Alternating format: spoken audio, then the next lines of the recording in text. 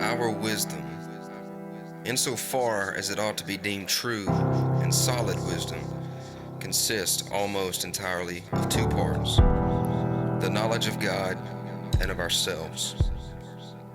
But as these are connected together by many ties, it is not easy to determine which of the two proceeds and gives birth to the other.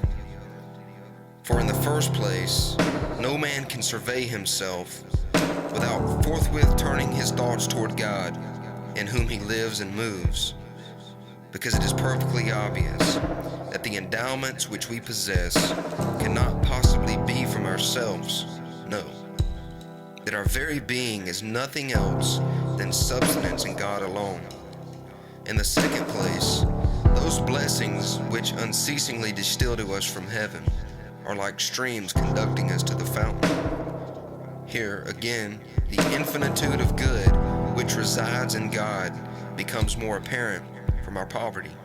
In particular, the miserable ruin into which the revolt of the first man has plunged us compels us to turn our eyes upward, not only that while hungry and famishing we may thence ask what we want, but being aroused by fear may learn humility.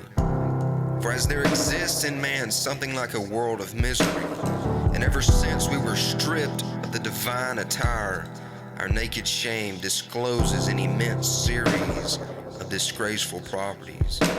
Every man being stung by the consciousness of his own unhappiness, in this way necessarily obtains at least some knowledge of God. Thus our feeling of ignorance, vanity, want, weakness, in short, depravity and corruption, reminds us that in the Lord, and none but He, dwell the true light of wisdom, solid virtue, and goodness. We are accordingly urged by our own evil things to consider the good things of God. And indeed, we cannot aspire to Him in earnest until we have begun to be displeased with ourselves. For what man is not disposed to rest in himself? Who, in fact, does not thus rest, so long as he is unknown to himself, that is, so long as he is contented with his own endowments, and unconscious or unmindful of his misery.